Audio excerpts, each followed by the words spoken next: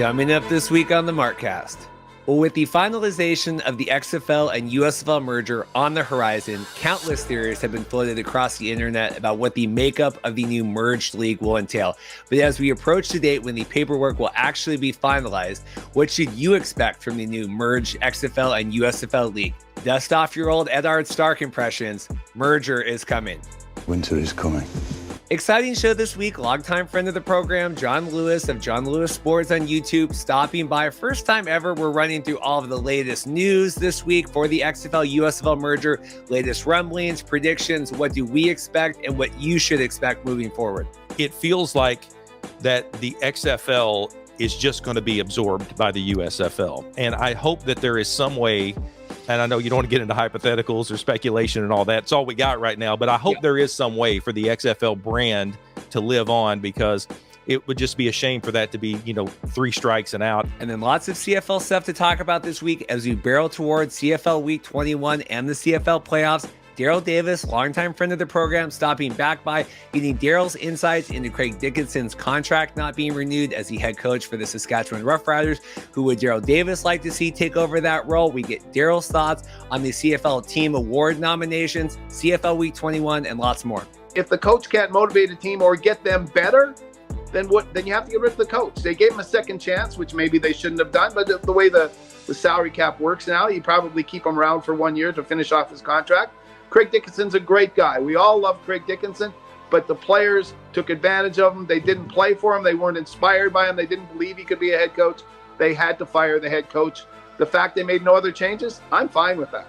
And then a great chat with standout kick returner James Letcher Jr. of the Montreal Alouettes as they prepare for a couple big weekends against the Hamilton Tiger Cats here approaching the playoffs. Should be a good one. Like and subscribe.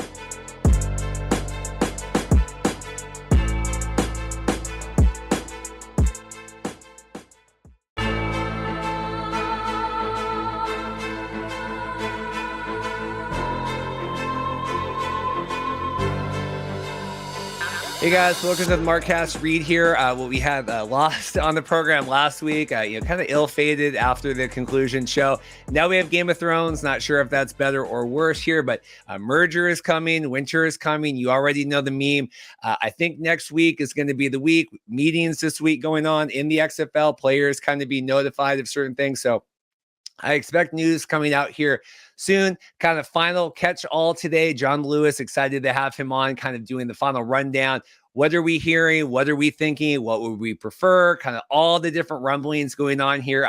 Last couple weeks, I know people are getting frustrated. Tried to stay out of the kind of hypothetical too much, but could be fun today, kind of organizing, kind of collecting all of the final thoughts and theories here, kind of predictions as we hopefully get the official announcement for the XFL and USFL Merge League here coming up next week.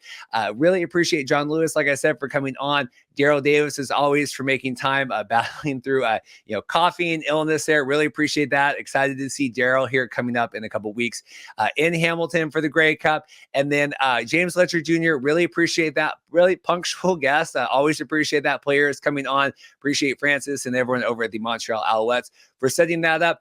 Should do it for me today. Like I said, hope you guys enjoy here. Let's hope for, cross your fingers. Big news coming next week. Make sure you're subscribed. We'll be going live, doing shorts and kind of all that stuff. I think I'm working from home all week, so should be available kind of when that news, if and when that news breaks. So like and subscribe. We'll see you at the end. Thanks. Well, I was literally cutting my hair over the weekend. I do, 1 day a week is my hair cutting day. And I thought, I am so rude. I've never asked this gentleman to come on. I mean that, like, John's had me on and he's asked me to write in stuff about it. And I said, let's get John Lewis on here, John Lewis Sports, YouTube. We'll talk through kind of everything today. But John, how are you doing? I'm doing good, Reed. I know I appreciate it, man. It's it wasn't rude at all. You have been so generous with your time. In fact, my first real video, you were the star of the show on that one. So no, I appreciate you having me on. Everything is going well. We're just, waiting on news. Yeah, waiting on news. So the theme today is merger is coming, winter is coming. And so we'll talk through kind of the recent, I've really tried to get outside of a lot of the hypotheticals of everything, just because the Facebook groups and everything have been crazy, but yes. I feel like we're close now. I feel like XFL had a meeting with their players this week, said announcement is coming next week. I feel pretty good about that. Still hearing mixed reports, obviously, about the number of hubs and kind of all that stuff. We'll get into everything, but first off, I appreciate you coming on because I do feel like I'm in my little bubble a little bit in terms of like the XFL news hub writers. And I hate bringing people on that I feel like we agree all the time. Would you say you're more pro USFL than pro XFL? That you're the opposite side of the coin? No. I think I'm right in the middle. I really just enjoyed both. I've attended USFL games and XFL games. I just like spring football as you can, and alternative football as you can tell back here. So, but it does feel like to me, Reed, and I don't know that. This certainly isn't going out on a limb. It feels like that the XFL is just going to be absorbed by the USFL, and I hope that there is some way. And I know you don't want to get into hypotheticals or speculation and all that. It's all we got right now. But I hope there is some way for the XFL brand to live on, because it would just be a shame for that to be, 3 strikes and out, especially when obviously there was the original XFL in 2001. That was a disaster. 2020, they bring it back and things were going well until COVID. And then it just felt like they're going to try to revive this brand. And it felt like it was good. And it felt like it was a more traditional league than the USFL. I would just hate for all of that to just kind of go by the wayside. But feels like that the USFL has the upper hand now because the XFL asked for a hand up. And I do think, the ban off today in terms of, any hypotheticals, anything, I think we're fine, because this is kind of the last catch-all before we get into all this. And speaking of that, I did want to kind of preface on, I know I was trying to tag you on Twitter to promote, and I saw you're on Threads now only. Yes. And there was quite the kerfuffle on Twitter this week where I guess Pat McAfee, in relation to Jim Irsay talking about the Colts and the whole referee and the review process and all of that, the Colts game versus the Browns, had come out and said there would have been review. They need more, referee reviews. And obviously Pat was familiar, right, with XFL 2020 and is familiar with all that, and basically made a statement like, I heard that they're merging, and basically the USFL, once the XFL came back, they couldn't do anything. And so, needless to say, a lot of the USFL fans, you would have thought that they were being told that like Santa Claus didn't exist, right? It was a lot of whatever. And so like, I just, my preface, and I saw a lot of that online this week, like, don't worry about what other people think about any of it. Like I get, we get like Anthony Miller on here, we're poo-pooing stuff, and people, you shouldn't be so negative. You should be, I don't tell anyone what to think. That's why I ask your opinion on everything. It's very interesting to me. People get so up in arms about what other people think about things. Like I don't particularly care what you think or not. I care about your opinion and wanting you to share it, but I'm not going to get mad at you if you say one thing or the other. So in the whole Pat McAfee thing, it's like, I get it. And he might have poo-pooed this or that, but Pat McAfee is, I think he knows the NFL very well. I don't know that Pat McAfee could name you 3 teams out of either league. So I don't know that would be, Yeah, he got some traction, and because of what he said, but he's paid a lot of money, and apparently pays Aaron Rodgers some money too, to share opinions. So that's what it is, and that's what it's like lists. When people get so mad at, Rolling Stone has this list of the 100 greatest songs, and then there's some crazy thing that'll be in the top 10. There's a reason for that. It's to get traction and to get people to talk. So. But as we've talked about, Reed, the XFL fans and the USFL fans, they're so tribal and so protective of what they think is their league. I was never in either of those camps. I just enjoyed it all. And but when someone says something bad about what they think is their league, then they get a little mad. So I can imagine the kerfuffle that was happening on Twitter. It was, I was like, who cares? Like you said, he can't, you couldn't name it's always the fly by night, hey, I'm just going to passing glance on this. And you get a lot of that. We get a lot of that with the CFL people, whatever. I did think it was, when that report came out about Aaron Rodgers, I think Farhan Lalji had just come on from CFL, and I DM'd him. I said, I'm sorry, I can't pay as well as Pat McAfee to come on the show. But so getting into all this, I'm with you. Feels like somewhat of an absorption to me. And I've been very open about this. I don't particularly enjoy that, because I don't particularly enjoy working with Fox. And I think that right or wrong, and whether other people agree or disagree. I think XFL has been far more workable with a lot of like the alt football community journalists, I think across the board. To me, that's my biggest hesitation, at Fox feeling like even outside of us, that they don't need anyone but Fox, right? Like we don't need to promote anywhere but Colin Cowherd, and maybe Skip Bayless will give us a shout out. Are you concerned if there is kind of an absorption here of the XFL? Yeah, I mean, I see where you're coming from there. You've obviously had a lot more experience like dealing with these leagues. I've had a little bit, as far as like trying to, getting on a mailing list. It just seemed like that was a whole thing for me with the XFL, USFL were, last year, and it's funny that you say that because last year I, at this time, worked for a Fox affiliate and as a sports reporter and anchor. And I was trying to go through and get some of the players that were, local to this market, to try to talk to them, do interviews. And I was going through interns. I mean, it was just it was a whole thing. And frankly, didn't get a lot and had to just kind of DM some guys and get them myself. But I really think, I would hope that the USFL and XFL or whatever this new entity is going to be will understand that when you start to look at the ratings, these were grassroots efforts. These are grassroots fans. This is not the NFL. I mean, the NFL is my favorite sport, but I love pro football in general. So it seems to me like if I'm a guy who's, a very small YouTube guy, but would love to like get somebody on and say, hey, let me talk to this player and kind of tell their story, that that USFL or Fox would be pretty open to that. I mean, I understand that you want to protect your IP, you want to protect your brand, but I mean, what kind of big deal would that be to, say, hey, this guy wants to talk to you. If you're, whatever player you are, this guy wants to talk to you, do you want to do their podcast or YouTube channel or whatever? So hopefully they'll be a little more open to that. And what you said is interesting, because you say the XFL, you had some better luck with that. This merger, I think, presents a golden opportunity, because the USFL and XFL were competitors. But now if they're together, they can really say, okay, they can sit down on a table. USFL guys can say, this is what we did and we had success. The XFL guys can say, this is what we did and have success, and maybe put that together. And hopefully part of that would be, let's make the YouTube guys and the podcast guys, let's cut them in on the deal too, because they speak directly to the fans. So hopefully like that would be one positive outcome of this merger. Well, and I think, and I've been talking with some people at the XFL, like there is a thought process there of, we certainly bring more to the table together than we do separately. And sure, I would say hands down the USFL's, TV exposure now, XFL, minimally better in the ratings with like less broadcast, exposure. I think the XFL, we had debates on this, talent. Is the high end talent better in one versus the other? Obviously, having the teams in the markets, but it seems like it's if we expected this 5 years down the road, I mean, it seems like it makes sense to get to this point already, to get to this point eventually, but it does seem surprising that we got here so quick. Are you, and I've asked this over the last couple of weeks, do you feel like this is a merger of strengths coming together, or is this a merger of necessity for survival? I think both things can be true. I think there is the XFL. It seemed to be okay.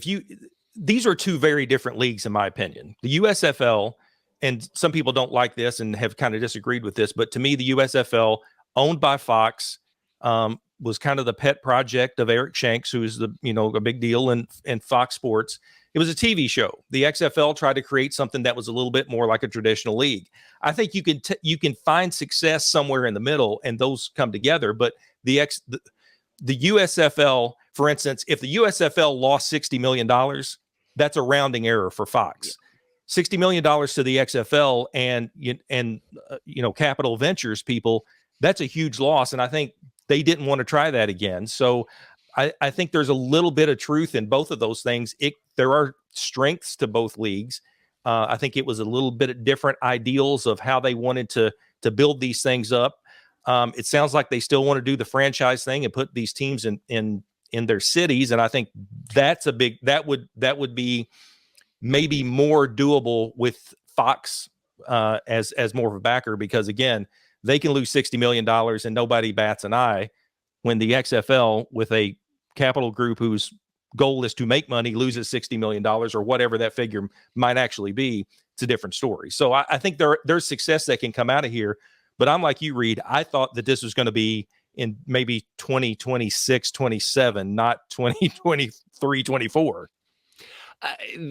Are you surprised with all because there's obviously been the rumors out with the United Football League stuff, that the XFL's trademarking, the National String Football League stuff, which is so funny, just time is a flat circle with all that that with both of these leagues spending so much money and resources to acquire these things, like we've always said, Danny and The Rock could have just started the Rock Football League and kind of move forward. And were they, was there too much baggage of what people expected from 2020 carried in now? And obviously Fox having to go through the lawsuits and stuff. Like, are you surprised that they were so quick on both of these just to say, I think one of these will be true, right? Whatever league it is, but they say, hey, we're getting rid of all this and we're going to start anew.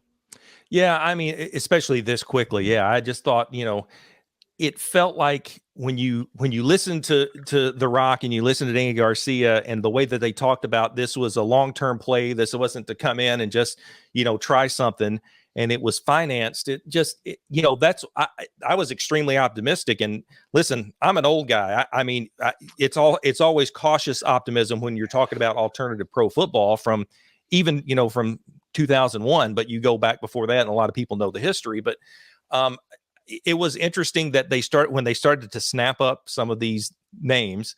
I did wonder, I don't know that it's going to be called the United Football League. Maybe it will, but it just seemed like, what value does the UFL play as a brand? That's what I didn't understand. Is like, was that maybe a preemptive move? Because, there is a United Football League out there right now, and it's not a real league. It's the same people that did the National Gridiron thing, and it just felt kind of scammy. But I think that, was that maybe a preemptive move so no one can use that to maybe compete against them? I don't know. There's a lot of business that happens that I'm not privy to and have never had that experience, but I was surprised that the NSFL and the UFL got snapped up by Fox and by the XFL.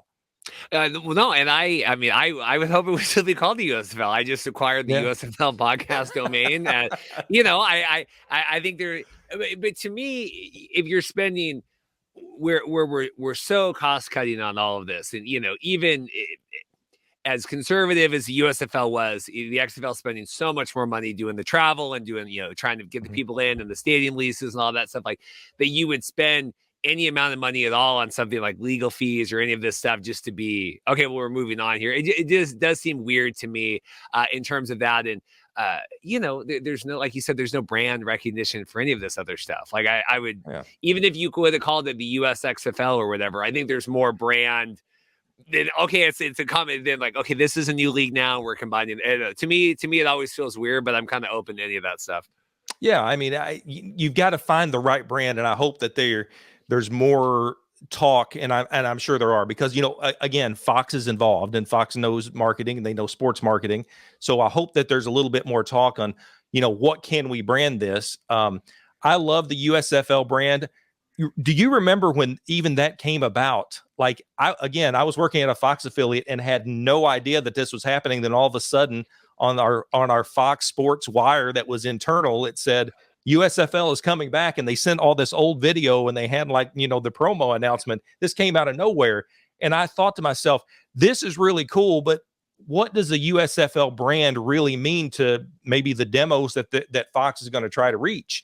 Because I don't think it's going to be, us old guys, but maybe they're trying to reach, a younger audience, but you have that cachet maybe of the nostalgia of the USFL. I don't know. But after 2 seasons that I thought were pretty good and good play, I know they wanted better ratings in this second season, but it seems like the USFL brand, it's got some juice. And if you combine that with the XFL somehow, you got to think that there's success there and that there's going to be some brand recognition, because that's, to me, is what's going to be important, not to you and me. That's what's going to be important to some of the fringe fans out there who might just be sampling this for the first time. It's so weird, and I'm obviously not the demo.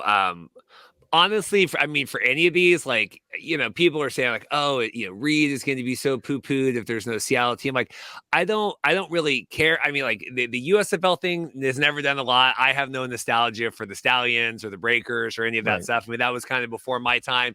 And then, the 01 stuff with the XFL, I remember watching, and I wasn't the biggest football fan. I just knew, okay, this is Vince McMahon. This is something I should try to watch. And I didn't know football even well enough to understand even what the differences were back then, right? What would that have been? 2000? I was 14 years old or whatever, so kind of living through.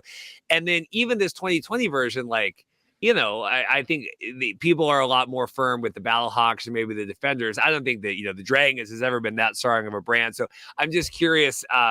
Moving forward here, I don't know how much weight there is in any of this stuff. I mean, I'm not the right person to ask, but I've never gotten this obsession with the USFL branding that it seems like a lot of the USFL people have. Yeah, I mean, and I am old enough to remember. I was 30. Thanks for making me feel old when 29 technically when the first XFL kicked off. And I remember the original USFL. At that time, I was in high school eighth grade or so. But anyway, I really wasn't that huge of a football fan. I like the NFL, but didn't really understand the whole alternative thing in spring football. But it was just really surprising to me. And they even bring back the logo and everything. So that to me is, I hope that pro football and alternative pro football is a thing that's going to be financially stable and will get the eyeballs. And maybe this is kind of a secondary thing, but I am so interested in the branding and what they're going to come up with here. And it feels like they need to come up with it pretty quickly. Yeah, well, and that's, so that's the thing. Obviously, we're here end of October. At a minimum, I have heard to expect like an April launch for whatever this is going to be. I think, I know that the XFL were signing letters of intent. I think it's very odd to be having players signing letters of intent for teams that we don't know if they're going to exist in a month. Like that to me feels a little hollow. And I haven't wanted to get like too critical on like the XFL's Twitter about all this stuff, just because I don't know how much good that does, but advertising season tickets and buy this merchandise and do your costume things. And we're going to give you 30% off. And like, it was one thing for me buying old Sea Dragon stuff when the XFL was going out of business last year and getting a discount and knowing that, hey, like I still have old jerseys that I can in plastic somewhere, but to be selling this stuff in earnest now, knowing that, and I want to get into some of the different combinations we heard, but knowing that this stuff might not exist here in a month, that to me is a little hollow, because most of at least the rumors floating around are at least all or most of the USFL franchises retaining, and then a various number of XFL ones that are going to stick around. Yeah, it was interesting too. Alan Offord, who he's got a YouTube channel. He was in Orlando for the showcase recently.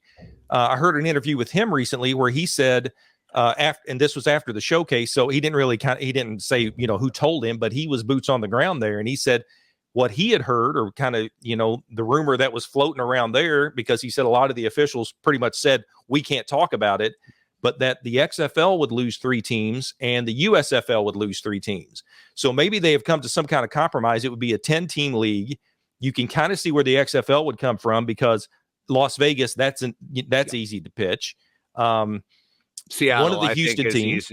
And then, sorry, but maybe Seattle. So and then you could look at, and when you look at the XFL, you could probably lose the Generals. I mean, they're not going to find a home. I just don't think they're going to find a home in the New York, New Jersey area. Unless you call them maybe, the Canton Generals or something, if you retain. I think they could probably do that with, my guess is, and this is speculation, that they could do that with Pittsburgh maybe, and make them the Canton whatever Bulldogs. It would be nice to bring that back. And maybe, you jettison Philly and New Orleans. I don't know, but to me, that made the most sense, because that way you've got 5 USFL, you got 5 XFL, and you've got a 10-team league. So it's, there's been so much speculation, and as you follow a lot of these guys, and that they're sourced, you're sourced, they have good reporting, you have good reporting, but it did sound like originally that the USFL was going, as we talked about before, was just going to absorb the XFL and kind of decide, okay, we're keeping our 8. We'll decide what to do with the XFL team. So maybe there's a compromise in there somewhere. And so, yeah, and to set I guess, to set the table for the rumors up to this point. And I will just say, and not that I think anyone tries to go out and lie or spread misinformation. I do think things change, where maybe if you heard something at one point and it does not end up being true, that doesn't necessarily mean that wasn't true at that point, right? And, we even talk with the NFL trade deadlines, and, well, this person was talking to this team and they ended up going somewhere else. Like, it doesn't mean that wasn't, it means it's a, as Stephen A. Smith says, like, it's a fluid, the list is kind of fluid here going through. But the initial report coming out a couple weeks ago now, Neil Stratton with Inside the League talking, and I do believe in this, that there'll be some number of hubs, whether that's, I think he originally said it was going to be 6 at that point. Mike Mitchell had put in our group chat today that he's hearing 8 hubs. Let me get up to that. He's hearing 8 hubs with 12 teams, 2 divisions. So all this stuff floating around, but I do believe the hubs. I do believe that he had the follow-up report the next week that was in the 8 USFL teams and 4 XFL teams. Since then, like you've heard, 5 and 5. Mike saying here 12 teams, so that would be 6 and 6. I've had people from the XFL tell me 6 and 6. Right. At a minimum, you're not getting 8 and 8. How does that make you feel as someone, if it's almost kind of like the Hunger Games? Like, are you in the like, are you, right. Is your district, like, it feels, and like I said, it feels disingenuous selling merch, and not that you can halt everything, but it's a really weird time right now. It is. I did buy an Arlington shirt when it was on sale because I thought this might be the last, XFL champion. So I got to get a Renegade shirt. And you're right. I think because when it's been almost a month now since they announced the intention to merge. Yep. So we're almost a month later where we're still talking about, we still don't know what's going to happen. And I think you're right. I think you make a very good point, Reed, that something could have been true or been discussed at in a meeting, and it gets out and they're like, okay, well, this is what we've talked about, but not necessarily they haven't signed the contract yet. But yeah, it is. If you're a USFL or an XFL fan and you don't like the other league, I think you're going to be disappointed either way. I mean, that's the thing. It's like, for people like me, and I hope I'm not in the minority, I loved both leagues. I love both leagues. We're not going to have 2 Houston teams. So we know that we're going to lose a team, and that's going to be kind of sad. And as we talked about we talked about predictions, and I did a video, and you were nice enough to send in like 3 predictions. And one of my predictions, and it's not really a prediction because it's just math, is that there are going to be fewer opportunities. That to me is one of the sad things of it, is there are at least there's more than 0. But when you start to lose teams and you start to contract and however many it's going to be, you're going to lose some opportunities for players. But yeah, you're right. It's kind of funny when you start to see the advertisements on Facebook and things for 20% off. Just put this in, and there's always the response: just wait a few weeks and it'll be half off, or it'll be a clearance sale. So that is kind of the sad thing and disingenuous. Yeah, I think that's right, because they keep saying we're going on business as usual. We saw just recently that the XFL signed 7 more players, and one of them was Seattle. Went to the rights to Seattle with a letter of intent. I don't think we're finding any clues really when we start to see these releases. That those rights could go, if it's going to be one combined league, so those rights could go to any team. Well, and I don't think that, in terms of the numbers working out, and I don't think they are going to care if it's 8 XFL or 4 USFL or vice versa, or which league's fan base feels. They're going to say logistically here what makes the most sense money wise. What are the costs to run these? I mean, Seattle was a flyer in 2020. Yeah. In and of itself, that wasn't going to be there. And Sam Schwartzstein had told me the story offline about that, where it was, how, and I think I remembered hearing this, but it was like the house show, and they ran an XFL promo, and the crowd attendance, and I was probably at that house show and didn't even realize it. And like the pop that they got, and Vince McMahon was like Jeremy, we got to go to Seattle. Like, so, but Lumen costs a lot. So I think that will go into it more than, well, which league's fan base or which city or, the Birmingham Stallions have more legacy than whatever. I mean, I think they're going to look at it as, what does it cost more to run here and where can we save money and how can we house some of these teams together? Well, and that's, some of the fans are like, well, if they do hubs, I'm not going to watch. Well, then you might as well just get ready to not watch. And I don't know why that's a problem, because if they're doing hubs, it's not because it's because they want to make this a viable thing. So I get that you might not have liked it, especially if you're an XFL fan. I didn't like watching, games from Birmingham because no one was there unless it was a Stallions game. And even they lost some attendance. So, I get that to a point, but you have to remember, especially if you're an XFL fan, they had a hub. They had one hub, and then they would fly to the city the night before. And I get, they had home crowds. I was at the St. Louis game in this past year, the one where they, scored, it felt like 1,000 points, and it was incredible. And the vibe was great before the game, during the game, after the game. That was really fun. That was as a fan where there were 30,000 people. You're trying to reach millions of people, and hopefully that you'll get more than 600,000 viewers, and that you will try to make this a viable thing. So you might have to have hubs, and you might get bigger crowds for other games. But it really feels like, and I know we'll get more when we get the announcement, Reed, but it feels like they want to get this going, get these two leagues together, and then hopefully try to sell these franchises later. But you can't sell franchises if your league doesn't have value and you're hemorrhaging money. So, do the hubs for a year or two, and then start to find the right owners to bring these teams into the cities. And see, that's obviously where we disagree, right? I mean, I'm vehemently anti-hub, and to me, it's more than. And I understand, and I thought Connor Folk had the best tweet when the original report came out from Neil Stratton and all that, saying like, I get hubs, I get why every corporate person in the world likes hubs, and I get why the leagues like it, and I understand all of the money behind it, but it just sucks as a fan. That sucks all the life out of it. And to me, you had a lot of onus on the USFL where, okay, we're in Birmingham year one. Okay, we're going to try to go to 3 to 4 hubs next year. And then we're going to go to, you always want to see growth, even if we're adding one hub, even if they just added Memphis or whatever. Like you want to see growth in that way. And by retracting here and going back, I don't believe you now when you say, well, next year, that's the goal at this point. That's where I have a struggle with that, where now you've seen what that is. Mm-hmm. And now, and maybe you did fly too close to the sun, right? And maybe it was too expensive to do that. But now it's hard to go back, if that makes sense. It's like I've seen, I got to stay in the Airbnb Paradise Villa over the weekend, and now I got to go back to my condo. And like, I don't know if I want to, I can't. Sure. Yeah. I know what this is now. No, I get it. But you also, that's from a fan perspective. Yeah. When you start to look at it from a Fox perspective, because it sounds like Fox is going to be really the owners of all this, from that perspective, then you got to think, okay, we're making a TV product. That's what I thought with the USFL versus the XFL. Certainly the XFL, got the boost from being on ESPN and ABC and all that, but they were trying to start a traditional league, whereas the USFL and Fox, that felt like a TV show, and they made Birmingham a studio basically. That first year. And so it didn't matter. None of their finances were built on ticket sales.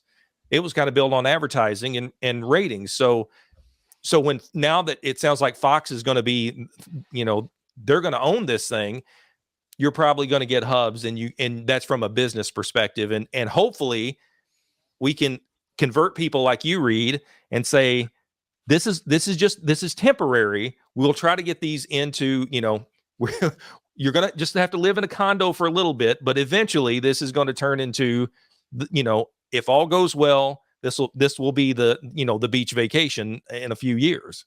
Yeah, the last metaphor, it feels like, and I went and saw that new Saw movie last night with my brother and his girlfriend, and I'm a big Saw guy. I like all those movies, but she was talking about how they had laid off someone at work, and they're like, hey, you're going to take over these duties here for just until we get someone else. And now it's been 5 months, and we don't need that. That to me is, if we discover we are viable enough doing the hubs, to me, there's no incentive to expand on that. And obviously, I don't think they were totally happy with the hubs, because I don't think they would have, as much as the XFL needed to reach out and call the USFL for a hand up. If all was well with the USFL, you're not answering that call either, right? I mean, I'm not. I think that is a very good point. And, Darrell Johnston was pretty unhappy with the ratings, and even said as much, and said, like, we felt like we even had a better presentation than the XFL. So yeah, you're right. It's like, oh, well, if we didn't need, that's a great point. If we didn't need the XFL, you don't answer the phone. It's like, you know what, you guys can just go out of business. That's fine. So this has to be a mutual partnership and mutual conversations happening. Yeah, there's no question. Well, we went through all that with the CFL as well, where, the XFL were, maybe they're just, really, really proactive about stuff. You know what I mean? Like, the hey, let's talk about stuff. Let's, maybe they're more, my wife will talk to anyone at the party. I mean, maybe they're more like my wife. Like, hey, we're just reaching out. We're just not talking networking, where maybe, like, I'm like the USFL. You need to call me. I'm sitting here and you let me know what's going on. I don't want this to go forever, though. I appreciate your time. Anything else you want to make sure we touch on? Any other topics on your head before we get out? No, I just think, you and I have talked about this, and I've said it with some other guests before. It's like, we had the golden age of spring football. We had year-round football. It was like, the Super Bowl ended, and we had the XFL. That ended, and we had the USFL, and then we went right into the, seems like, the NFL preseason. But it was fun for 1 year. I'm an old guy. I'm trying to stay cautiously optimistic, and I really hope that this partnership works out. And most of all, Reed, for everyone's sake, I hope we hear something pretty soon that's solid, and we can kind of prepare for what's next, and we can get on here and pontificate and, criticize and be happy about things and all that. But no, it was great joining you. You're one of the reasons that I kind of upped my game here to do some YouTube stuff, and you have been generous with your time with me. So I was absolutely glad to be on with you. Well, I appreciate that. No, I mean, as someone that, and I noticed you didn't put the CFL on that, we've been doing CFL stuff during the summer as well. I know, I see back there, but you didn't mention that. Just saying, where's your ball? There's one here, I promise. But, as someone, there you go. As someone that, covered all of this, I think football fatigue is really a real thing, right? Yeah. And I don't know if there's a non-zero number of people that could even tell you what is an XFL versus what is USFL. That, case in point, Pat McAfee here rounding back out to the beginning. And so, whoever has the upper hand or had the leverage, there's no doubt that both existing hurt each other, both from a player standpoint, a TV standpoint. Even having to pay the players and sure. having to be comparable that way, where Vince McMahon, when the AAF went away, he said, well, we don't need to pay our guys as much, because what other option do they have? And that's not a good thing. And that's why I'll always say that, the best time that there ever is, like in wrestling, is when WCW was facing WWF, or now with WWE and AEW, and having to do all that. So I hope we don't see complacency that way. But yeah, it does feel like this is the necessity more than merging the powers right now, if that makes sense. Yeah, it does. And, Mike Mitchell's, he brought that up as well. I talked to him, and he said they were cannibalizing each other. And as far as, like you said, players, ratings, fans, and, and I think the realists of us out here will say, we understand that spring football and alternative pro football, there's a reason they call it alternative or alt football, is because it's an alternative to the big thing that's the NFL. So you're in a bit of a niche. When you have niches that are competing against each other, you'll have tribes, and you're going to have smaller audiences. So maybe you bring all that together, and you're not going to compete with the NFL, and that's not what they want to do at all. But you'll be stronger together. And I think that's what hopefully we'll see. They won't cannibalize each other's ratings. And if one of the things that we hear is true, hopefully we'll find out, these games will be on network television over the air, because it didn't matter if it was the two worst teams. I mean, there was an Orlando game that I think was on ABC that got huge ratings because it was on ABC. So I think there's opportunities there to put, don't have people trying to go out and find these games. It wasn't as bad as the AAF, where you had to have apps and everything else to find games, but it was tough for XFL, when you're looking for I don't know what FS or USFL games. I don't know what FS1. Where is FX here? Where's F? It was too much. So if you put these on broadcast networks at a time when broadcast networks need content, especially with the writer's strike that, kind of wrapping all that up, and the actor strike, here, this is a huge opportunity for these two leagues to come together and make something really viable, at least for a year.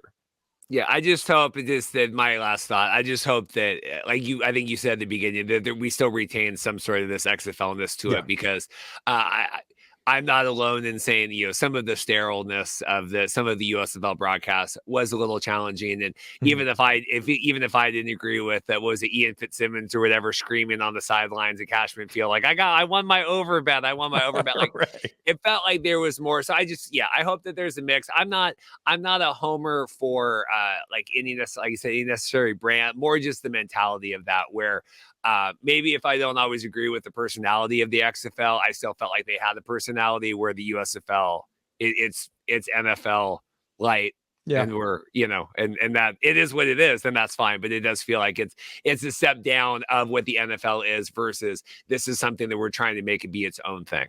Yeah, and it was a Fox product, and that's what Fox knew how to do, is do professional football broadcasts, and that's why sterile. I get that. I get that definition of what you're saying there, because it felt like they tried to do an NFL broadcast. Now they had the drones and some other things that they some innovations, but it did feel like that they were doing an NFL broadcast, and when you see those kinds of things in empty stadiums, you get that sterile feeling. I totally understand where you're coming from there. It didn't bother me as much. I mean, certainly I would love to have seen like a big crowd, because it was really fun. I was at a Birmingham Stallions game last year, and when the Stallions played, I mean, that place was rocking. But the games the next day, I mean, I was one of about 100 people there. So yeah, you do feel like it's different in person, and certainly has to be different for the audience. And maybe some of that will change if you do have to have hubs of the first year. We'll see. Yeah, I think Mike had said in our thing that there was a Maulers game or something that had like 38 tickets distributed or something. I can't remember. It was some funny number that way. Well, John Lewis, I appreciate it. Everyone, like I said, you do a lot of interesting stuff on your YouTube channel, and I'm not a big ideas guy. Like once I can go run with something, but I always see the videos that you put out. I'm like, God, that's a really good idea. Like this is really good, just really creative. So because I can't do any of that stuff at all. Like once I have something, I can drive. I can drive the truck, but I can't put the truck together. So good job with that. Keep up the work, and we'll see you hopefully on here again soon. We'll get you back on. Anytime, Reed. Thank you for having me on. I appreciate it. Well, here we are back here. Darrell Davis fighting the cold. I hope we're doing okay. We'll see you in a couple weeks. Lots of Saskatchewan Roughriders stuff here, and then obviously the CFL awards. But what about our boy Jordan Eberle game-winning overtime goal against the Red Wings? It was about time he got on the board here. Yeah, he's been a little sluggish getting started, but I'm torn. I'm a Detroit Red Wings fan, to be honest. So that one hurt me a little bit. I was happy for Jordan, but I was a little sad but at least the Wings got a point in overtime, so it was fun to watch. And once Eberle gets going, I think the Kraken will start getting a little bit better too, because you're right, he's been a little sluggish to start with, and they haven't been scoring the way they did last season. So it was good to see them get going, but unfortunately at the expense of my favorite team. I didn't realize that. You and Jason Hussey here, Red Wings fans. Yeah, I'm always, okay, who's cheering for? Okay, we're cheering for the Leafs. We're cheering for whatever. Yeah, in Kraken, slow start. We got 7 goals in one game, but otherwise it's been rough.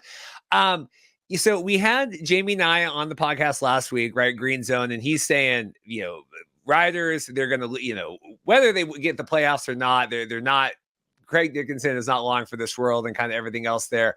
As predicted here Monday, right after we got done with our recap, they announced he is not being renewed, but Craig Reynolds is going to be there. What's going on? You were at the press conference. What are you reading into all this? Oh yeah, it's kind of, as Jamie said, and we talked about quite a bit on our show, Reed, that the problems with this football team aren't necessarily talent or organizational. It was bad coaching this year. When you look at a team that beats the Winnipeg Blue Bombers and the BC Lions back-to-back, they're 6-5 earlier in the season. And then for the last 2 years in a row, totally fell apart. They lost their last 7 games of each season. That's bad coaching, plain and simple. If the coach can't motivate a team or get them better, then you have to get rid of the coach. They gave him a second chance, which maybe they shouldn't have done. But the way the the salary cap works now, you probably keep him around for 1 year to finish off his contract. Craig Dickinson's a great guy. We all love Craig Dickinson, but the players took advantage of him. They didn't play for him. They weren't inspired by him. They didn't believe he could be a head coach. They had to fire the head coach. The fact they made no other changes, I'm fine with that. Because that is where the controversy, at least from my reading from the outside, is that was the only change that they made. Yeah, it basically is. Jeremy O'Day got a new 3-year contract as the general manager. You have to give him a new contract. If he's going out to find a head coach and you only gave him 1 year, that's not going to work. If you gave him 2 years, well, a new head coach who's worth his salt is going to say, I don't think I want to go somewhere for a 2-year deal. But if they're going to go get Scott Milanovich, and I think to me, the conversation begins and ends with Scott Milanovich, the Hamilton Tiger Cats offensive coordinator. If they're going to get him, they'll need to sign him for a 3-year deal. And Jeremy O'Day, as the general manager, will have to have that many years on his contract too. So they had to redo it for him, get him a new deal. So he's got job security. To their credit, the Riders did it quickly. They made the decision to move on. They didn't keep Craig Dickinson hanging around and saying, I got to get ready for next year. They've done everything. They're ready to move now. So I think that's really a feather in their cap. I know, as you say, there are a lot of people mad that Jeremy O'Day and Craig Reynolds are still in charge. There's really no reason to get rid of them. And you believe that because it's more of a football issue than it is a talent issue? Yeah, well, the talent's not bad. They have a pretty good football team. It was just badly coached. Nobody wanted to be the offensive coordinator this year because Craig Dickinson was on the last year of his contract. They asked a whole bunch of respectable, reputable offensive coordinators around the league who would come to the Saskatchewan Roughriders and work for Craig Dickinson when he's the head coach on a 1-year contract. So they couldn't find anybody, and it showed. Their offense wasn't very good with Kelly Jeffrey. The disappointing part this year was how bad their defense got under Jason Shivers. It just totally fell apart as the year went along, and that had a lot to do with veteran cornerback Nick Marshall just somewhere along the line saying, that's it, I'm not playing anymore, I'm not going to try. I'm going to give my paycheck and not do anything. But they had a bunch of players like that. So that's coaching. Maybe it's a little bit of personality. You weed out the bad apples, which they did last year. They weeded out a lot of bad apples. But I think that team is pretty talented. They've got great receivers. They got a good running game. They've patched together an offensive line.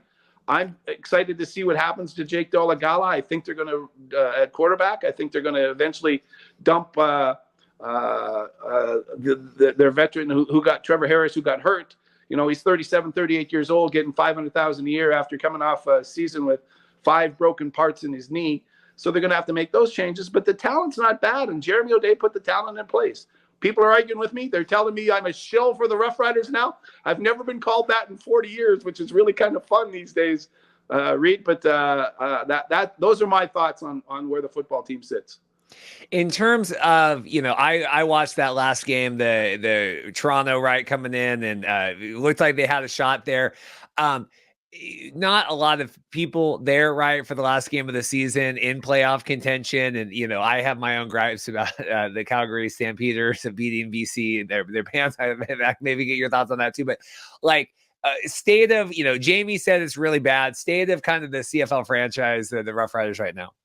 Yeah, they have. But 24,000 is a bad, that's the announced crowd that they had at the last game. Yeah, they've changed it. They don't have tickets sold, tickets distributed. It's tickets distributed, I think is the word that they use. So I don't know how many of those are bought.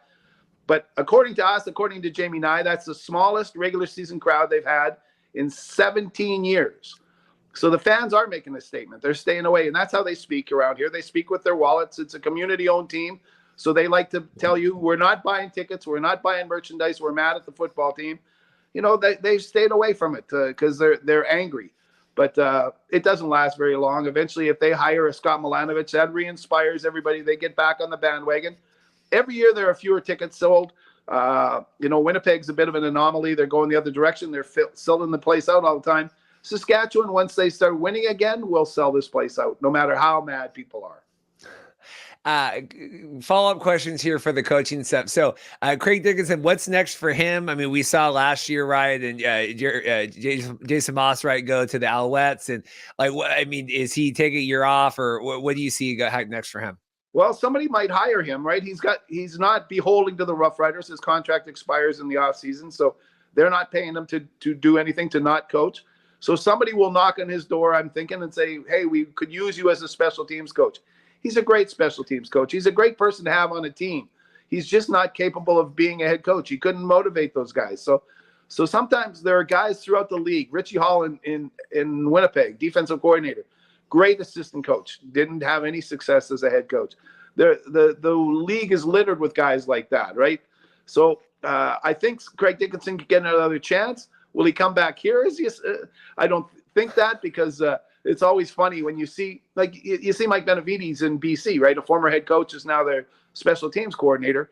And you think, well, I guess guys can go back, but you need a little bit of breathing room afterwards. And it's not the size of the NFL where the coaching staffs are so big that they can hide guys into his coaching staff. So somebody in the league will probably want Craig Dickinson to work for them. It probably won't be in Saskatchewan, but I think that he might go somewhere else. He does like coaching and he gets along with people. So you wish him the best. Those are guys you know, there are guys in this league who you don't like and you cross paths with them. Craig Dickinson, everybody who meets him likes him. So he'll get a job somewhere. I guess I'm just surprised where you come out and you say that, you know, the players basically quit on him. Like, I thought he was one of the more kind of tentpole coaches right now. Yeah, true in that way. But he made a lot of bad coaching decisions, sideline decisions, right? And that loses a confidence of a team, right? When to gamble, when to go for 2 points, things like that. Players are really picky about those things. When they see that their coach isn't as tight and focused as they are, or they mess up things like that, they start watching for more mistakes. And that's what happened to Craig Dickinson over the last couple of years.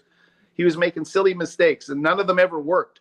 You know, if you make a bad call and it works out, then you say, oh, wow, that's really brave. But if you make a bad call and it doesn't work out, then everybody says, what a stupid decision. And that's what happened to Craig Dickinson. They started losing faith in him as a coach. They did last year when remember Garrett Marino, the defensive tackle, went crazy in that game, and the Riders didn't handle that very well. This year, they didn't handle a lot of the sideline decisions very well. The players started saying, we don't have faith in him as a head coach. We like the guy, and you can like the guy, but they just didn't play for him. It's funny, Reed, when you go watch it, a lot of times teams will go from a Craig Dickinson type coach who's a wonderful players coach, good guy, and then you usually go to a hard ass, right? You go to a real tough taskmaster and say, he's our next coach. And you bounce back and forth, because eventually, no matter how good a coach you are, eventually the players tune you out. They had tuned out Craig Dickinson. Are they going to bring in a hard ass? Well, maybe if they find one, but I think what's Scott Milanovich? Is he a hard ass or is he a players coach? We're about to find out, I think. So you talk about him. I've seen, and I know there's politicking involved in who we like and who we don't like. I don't like. I know. I think it's Rod and Ballsy are talking about Henry Burris coming in, and that scene, and like that he wants. Like, I don't know any of this stuff. So what does that sit with you? Well, Henry Burris was a pretty good quarterback here for a very short time. Became popular until he left to join the Calgary Stampeders, and he's been bouncing around the NFL a little bit after his career ended. As an up and coming coach. Has he got the pedigree for it? Not yet. Does he have the friendships for it? Yeah, he has friends in the media. Henry's been one of our favorite guys forever and ever. So, he sends out a tweet or sends out a text, or somebody calls him, you interested in the job, Henry? Oh, yes, of course I'm interested in the job. So his name gets thrown into the mix. But, they can say that there's 8, 9 guys or 10 guys, however many Jeremy O'Day is going to open up with his initial candidacy.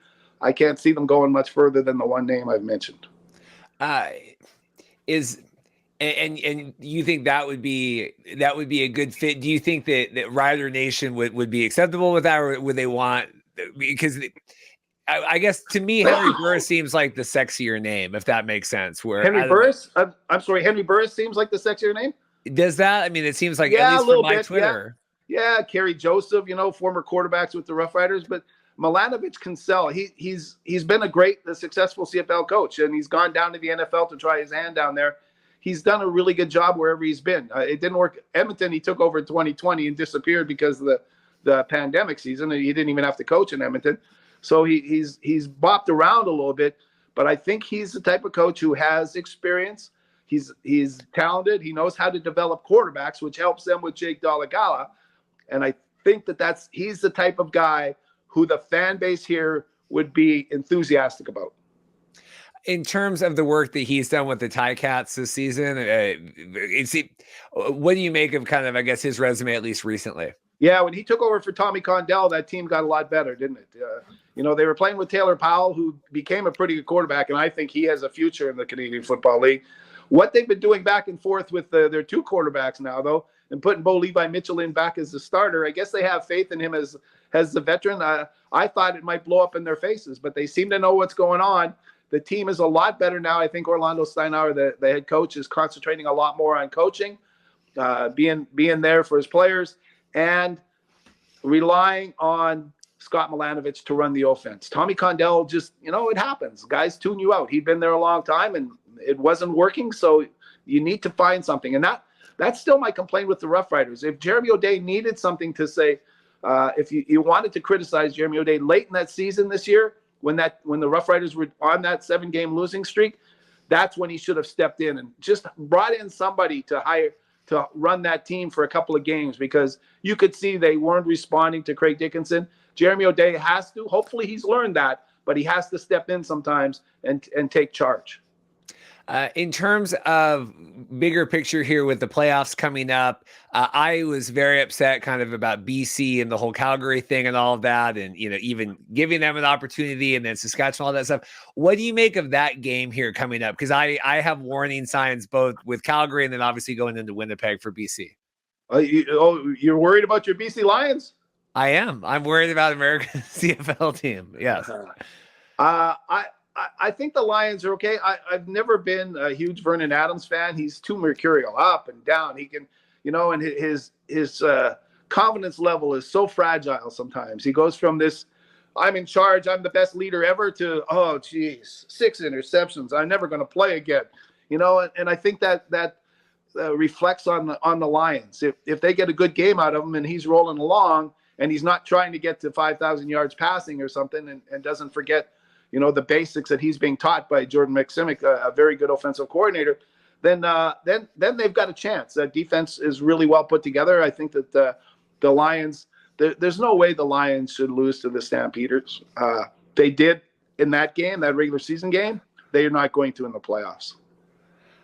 You see, I don't know. To me, I feel like you need, I don't know. I feel like there's games where you need to be able to have a level of effort, even if it's not this. I don't know. To me, it felt like BC very much resigned. Like, well, Winnipeg's going to win anyway. We're going to be second anyway. Well, and I don't like that mentality here at the end of the season, especially when you're trying to sell the idea of coming to BC Lions games as well.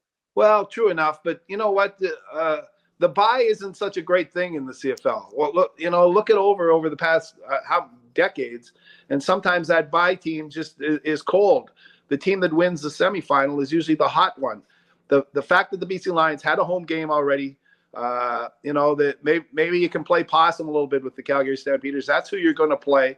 Use it as a learning experience and a rallying point. You say, look at, they smoked us last time. We got to play a lot better, and they're going to play a lot better. They're the better team. They have the better quarterback, regardless of how even Vernon Adams on a decent day is better than Jake Mayer. So they're a better football team in that from the offensive point of view, and much better on the defensive point of view and talent-wise all the way through. So BC is going to win. It's not, you don't have to worry about America's CFL team taking a stumble. Did Calgary making it to the playoffs, does that save any jobs that maybe would have been on the line, or cool any seats, or is it still kind of chaos there? What do you make? Yeah, they're probably okay. You make the playoffs again there, and they think they're getting better because they were a stable team. They didn't make many changes. They didn't have a hurt quarterback. I don't know if he's the answer, if Mayer's the answer, but they've got enough talent to be a decent team. I think this was the first year for Dave Dickinson to be head coach and general manager, and he really struggled with both jobs. I think he's learned something. He's a very smart guy. So I think he's learned something. He'll probably maybe ask for some more help to look after the personnel side of the team. It probably hurt him as a coach because he's usually one of the better head coaches on the sideline. And you could tell that late in the season when that team really needed to play well and he needed to get a response from his team. He was able to do that with the Stampeders, and that's what Dave Dickinson's strengths are. So is he going to be safe in both jobs? Yes, I think so. That's the way they want to go forward. It might last a year or 2 years. Eventually it falls by the wayside. But right now, they've saved themselves a bunch of jobs. Yeah, I saw the post game and Jake Mayer and that, this is the best game. This is what we've wanted to be all year. And it's really been rough for them. I mean, I think Mayer has whatever expectations people had, he certainly is below even the most mid expectation. That's true. You could see why the Calgary Stampeders let Bo Levi Mitchell go. You have to make a move on those things before everybody else knows you have to make that move. So letting Bo Levi Mitchell go was okay. And Jake Mayer had looked pretty good in his stead when he had to play. But after you watch Jake Mayer play for a while, you realize he's not really worthy of being Bo Levi Mitchell's replacement yet. Is he getting better? Not very much. Maybe a little bit, but he hasn't been on a real upswing in terms of becoming a better CFL quarterback. I think I'd much rather have Trey Ford on my list or Taylor Powell than I'd have, or Jake Dolegala than have Jake Mayer. Are you surprised? I just saw the tweet come out. Well, actually, it was sent to me, but Brian Scott, Cameron Dukes maybe getting playing time this weekend. The whole Chad Kelly of it all and playing, 2 and 3 whatever quarters, and are you surprised with how Toronto's handling this coming down the pike? Well, he got hurt. He was limping a little bit during the Saskatchewan game, so I think you have to be careful with him. He certainly makes them go, and if you put him in, he doesn't want to come out. We saw him earlier this season arguing with Ryan Dinwiddie, his head coach, when they were trying to pull him out. He's the heart and soul of that football team, the competitive leader. If they don't play him and they lose, then everybody says, okay, well, we're not the same team without Chad Kelly. If they put him in and get him hurt, that's a drastic thing. So I don't think it's a bad idea to rest Chad Kelly. He's really taken over that leadership mantle on that team. The way they want to do it, hey, they've earned the right. They're a 15-2 football team. That's amazing to me. I didn't think they were with basically a first-year starting quarterback. Yes, they put together a great team around him, an awesome defense, and some great receivers, and what a running attack they have. It's really impressive. So they've earned that right. If they want to rest Chad Kelly, they didn't have to play him for the last 6 games if they wanted to, but you want to get him a little bit of playing time so he's at least sharp for the playoffs. It's interesting because I think, and obviously very drastic, different situations here, but we're tracking here with the NFL, and you've had the whole Brock Purdy kind of thing of it all, and like, what part of it's the quarterback, and what part of it's the team, and what part of it's whatever, and obviously he's kind of had struggled the last couple weeks. Like Chad Kelly's never really had a bad, there's been no drop off this season at all. Are you surprised? Just now looking, obviously, like you said, and I think record breaking if they win next week, or there's all sorts of accolades here. Like, are you just surprised how exceptional he's done? Yes, yeah. Everybody said that he would be the guy because in the offseason the Roughriders were looking for a quarterback, and you kept thinking, oh, why don't they go after Chad Kelly? Well, no, the Argonauts think he's their starter after McLeod Bethel Thompson disappeared. So they knew something that everybody else didn't really realize. What a great leader he is. And so has he kept it up? Yes, all the way through. He's not having the world's best statistics. And you can argue, should he be the outstanding player in the league? Well, I don't know. He should be the East's outstanding player, I think. But I still think I'd vote for Brady Oliveira being the outstanding player in the league this year because of what he's done for the Winnipeg Blue Bombers. But Chad Kelly certainly is in the running for that. And it's a bit of a surprise, yes. He's played pretty well. His stats are pretty good, but they've won. And what do you base a quarterback on? Brock Purdy had his flaws. You could watch him with the 49ers and you say, oh, he's not really great at this, not really great at that, but he's winning. So that's all that matters. And with Kelly, same thing. They're not the best statistics in the league, but he's winning. Do you sense an upset for the Ticats going into Montreal? Yeah. Yeah, I think Hamilton's a team on the upswing. Like we talked about with their quarterbacks, how they're doing it is pretty interesting. I wasn't sure that it would work, but their talent was in place. Remember, I think when we talked earlier this season, Reed, there were a couple of things that we had talked about, and we said, what are the big surprises of the season? Well, Calgary, Edmonton, and their bad play and their small crowds are one of them. And Hamilton was certainly one of the teams who said, what the heck has happened to the Tiger Cats? It's the same personnel. While it's even with a new quarterback, it's Orlando Steinauer who that the players seem to follow him along as the head coach. So what happened to Hamilton? Well, they seem to have got their mojo back, and I think that they're a more consistent team. I think they'll make fewer mistakes. Around here you keep seeing Cody Fajardo come playoff time, something goes wrong, and he'll blame somebody else. Hey, now, are you? I don't know. Final grade. I mean, obviously we have playoffs here. Final grade of the season for Cody here in Montreal so far. Has he been exceeded or fallen flat? He's better than we thought he was going to be, right? They've done a pretty good job. Obviously, you can laugh about things because they dumped Cody Fajardo in Saskatchewan and they dumped Jason Moss, the offensive coordinator, and everybody thought, oh, that's good. That'll make this team better. Obviously, that wasn't the issue, right? The head coach was more of the issue. So they got rid of somebody who's done a pretty good job, Jason Moss. Jason Moss, how he's changed his demeanor and talked about it, what he's learned about how to behave on the sidelines because your players follow your demeanor as a head coach. He's done a terrific job about that. And there's been a bond between which we heard that Fajardo and Moss had, and it seems to still exist. And when they dumped Cody Fajardo last year, that was Craig Dickinson, the head coach, not Jason Moss, the offensive coordinator, deciding on that. So yes, they've done a pretty good job working together. He's not, to me, he's still a bottom third quarterback. He's played pretty well. He's got some pretty good personnel around him. That defense has played exceptionally well. Adding Sean Lemon has just been amazing to them, has really sparked them. But I just don't see them as a finalist team. I think Hamilton's a team on the rise, and Montreal's one of those teams that sometimes you get a decent performance, sometimes you get a mediocre performance, and I think you're probably going to get a mediocre performance out of them in the playoffs. All right, real quick here before we get out, I appreciate all this rapid fire here today, Darrell. This has been good. In terms of I don't want to deep dive all these awards, but I think obviously the CFL, whatever, the nominees came out today, and I'm like, in my bed, like, okay, what the heck's going on here? Trying to read through all this stuff. To me, obviously the most outstanding player, surprise Oliveira over Collaros. Is that your thoughts on that, or are there any other surprises for that one? Yeah, Oliveira to me has really been the backbone of that football team the entire year.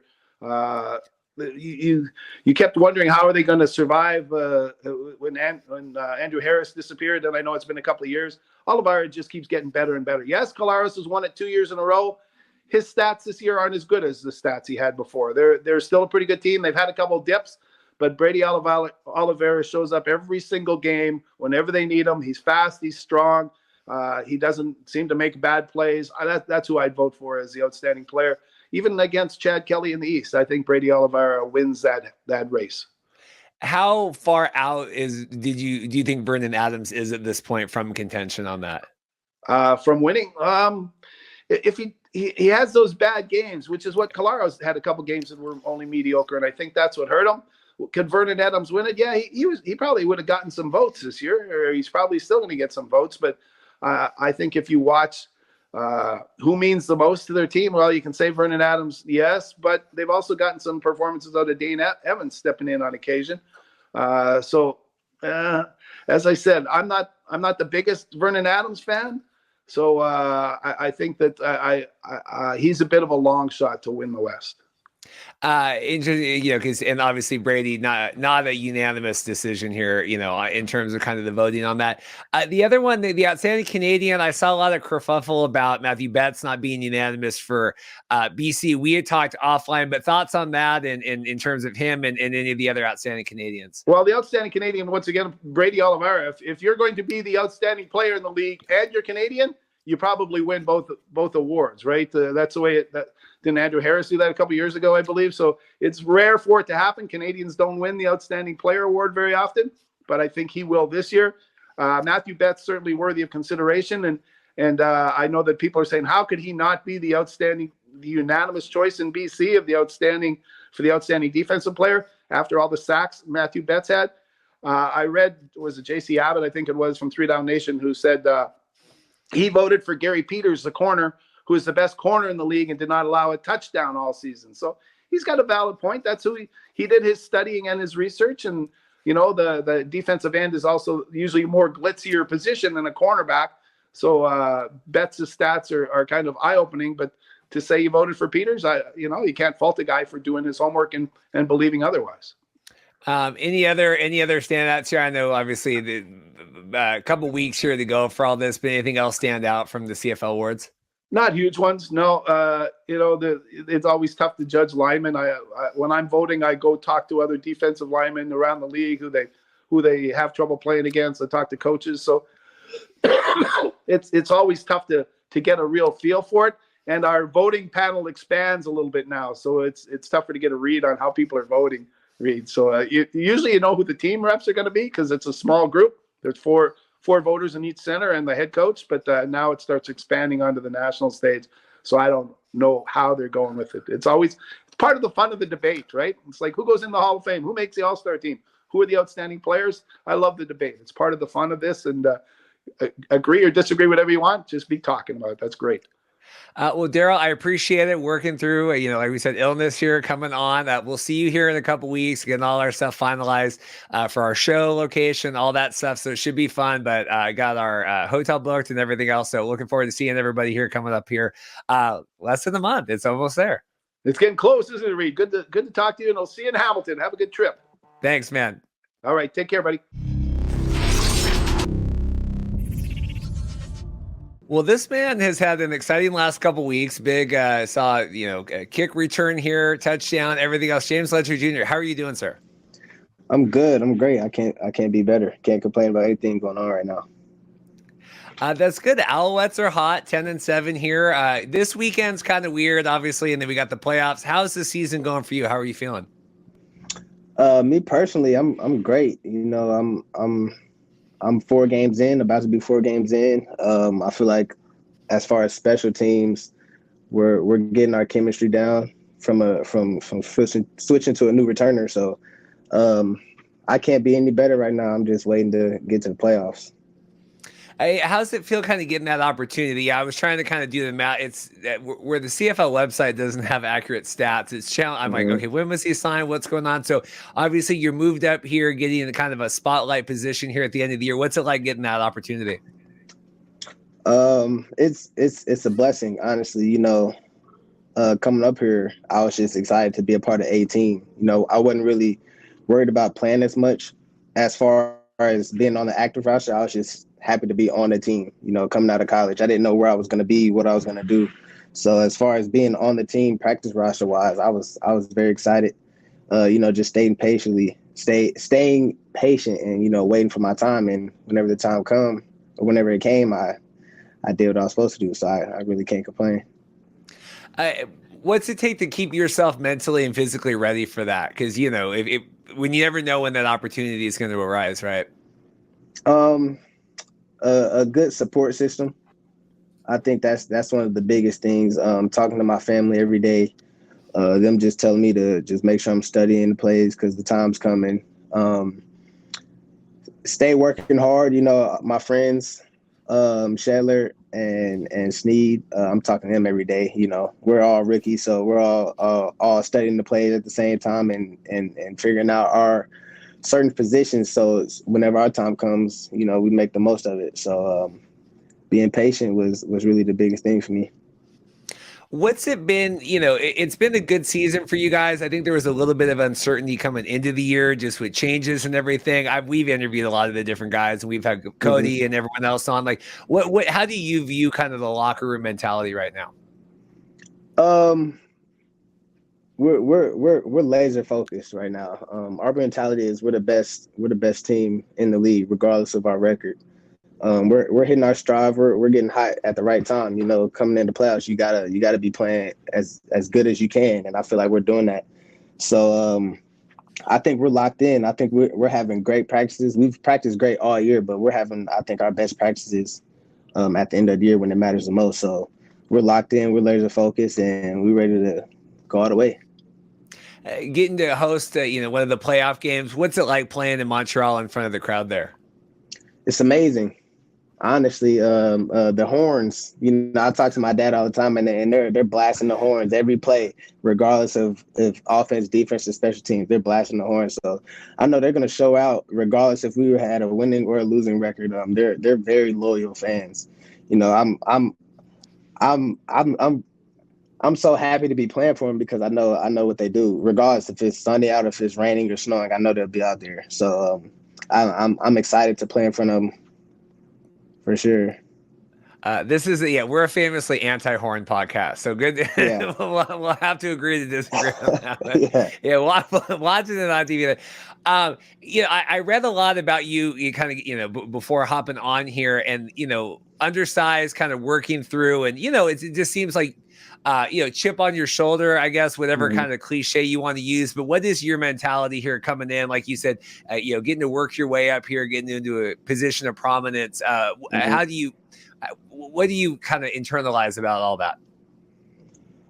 It's just something I dealt with my whole life. I've never had anything given to me, especially at my size, so I got to work 10 times as harder as the next person, based off of my size alone, regardless of the stats I put up or how much I bench or how fast I am or whatever the case may be. I always got to work harder because of my size. So I take that with everything in life, whether it's football or work.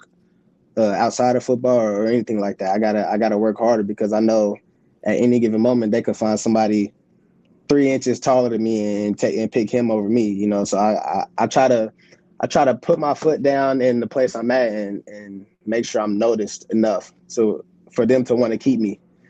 So my whole life I've been using that same mentality and it's got me this far. So why not keep using it? We cover all, we do the XFL and USFL stuff, kind of all that we call alternative football leagues here in the CFL. Do you find maybe there's that similar mentality with other guys on the team, like just for whatever reason and things don't open up and you're not given those opportunities maybe, and so you got to come there and work extra hard? Do you think that everyone on the team feels that way, or there's a good portion? Yeah, I definitely think it's a good portion. For sure, all the smaller guys, definitely me and Sneed, because we've had the same problems, I feel, growing up. We've always been undersized, but as far as other people, like a newcomer on the team, he's been on the team for, I want to say, about a month, TD, coming into a new team mid-season is hard. You got to learn a whole new system, whether it's offense or defense. You got to make sure you're on time and everything. You know where to go. You know how to do this whenever the time comes. So I feel like if you're coming onto a team late, you got to have that same mentality where you got to outwork everybody and let the coaches notice how hard you're going to work and that you actually want to be here. I think those are probably the top two, in my opinion. And you said you were happy, just to be on the team, to get the opportunity. What was your preconception of the CFL before coming up? Honestly, I really didn't know too much about it. I was telling people my senior year of college, the Hamilton Tiger Cats coach ended up coming up there and talking to me. He said he enjoyed watching me play the past few years and they have their eyes on me and whatnot. He said I should study a little bit on the CFL. And at the time, I brushed it off because growing up in the United States, I'm thinking NFL or nothing, So I kind of brushed it off. And after the draft, I'm like, okay, what's next? And my agent's telling me CFL. I know Montreal wants you. They're looking at you and this and that. So I'm like, okay. A week later, I got called at like midnight, like, hey, we want you to come. So after that, I left literally like 8 hours after the phone call. I got a flight to Montreal. So it was new to me. The whole game itself, obviously it's still football, but certain rules and tactics throughout the game was definitely crazy to me. All the running around before the snap was throwing me off when I first got out here. No fair catch, the 3 downs, the extra player on both sides. It's a bunch of little things like that. And the like my field goal return, if I'm not back there, they get a point. So every little thing like that matters and that's what makes the game exciting. So I really didn't know too much about it, but we're here now. Do you think, because we hear there's like this learning curve, right? And kind of for any position, do you think coaching staff does a good job kind of getting you guys? Because a lot of people, I think, it's obviously not their first thought is going to go play, kick return, whatever, for the Alouettes. Right. No, I think they do a great job. I knew, like you said, my size and everybody else says my size. So I knew at the time when I first got here, if I was going to make the team, I was going to have to make it on special teams first. And then show them that I could also play receiver, So Coach B, he said he found me right before the season started, and he said I was great at special teams. So I took that right on the shoulder as everything else, and worked hard on that. And then as the season as we got deeper and deeper into the season, I started learning the offense more and more. And they're saying I can make plays on offense as well. So maybe this next game I might get in on offense a little bit. As far as the record shows, it really doesn't matter because we already clinched playoffs and home field for the first round. So, they might throw me out there and see what they can get next year. Well, it's exciting here because, knowing you have everything locked up, having these opportunities. Before I let you go here, I thought it was funny that, the 125-yard kick, and I was reading the quote, you thought it felt like it was a lot longer. What was it like kind of just having that big? Because, all you need is a couple of these big standout moments to really get on people's radar. Right. Once again, I'm gonna say it again until I forget about it, but I probably won't ever forget about this memory. But I haven't ran that far since track in high school. In my opinion, I used to run the 200 a little bit, so it felt like a 200. Running from the left and then going back to the right and maneuvering my way. Honestly, the return was built to go to the left, and I had a little wall over there. But me making it difficult on myself, I took another turn and made the most of it. But I'm very blessed. My teammates were running with me. You could tell I was tired because one of our D linemen was keeping up with me for a little bit. So I'm very blessed and I'm excited. And I know they were excited for me and throughout that play. So I can't complain about nothing for real. Well, good luck here. I'm rooting for the Alouettes here in the East, so I appreciate it. I appreciate your time today. Good luck this weekend, and then obviously for the playoffs. I hope you get some good opportunities. Yes, sir. Thank you. I appreciate it. Thank you for having me. Huge special thanks to all the guests coming on today. John Lewis, like I said, finally coming on. I felt so rude. I never asked John to come on. John's had me on his channel and has quoted me, had me, write things, predictions for him to read on his channel. So felt like I didn't owe John the favor, but certainly felt like I owed John the courtesy. I really appreciate him coming on, and then super appreciate Darrell Davis. And like I said, everyone over at the Montreal Alouettes for setting that up. Always appreciate the help that they helped me with, the courtesy they do, allowing their players to come on the program. So really appreciate that. That'll do it for me today. Like I said, hopefully a big week here coming up next week. Hopefully the internet doesn't blow up here.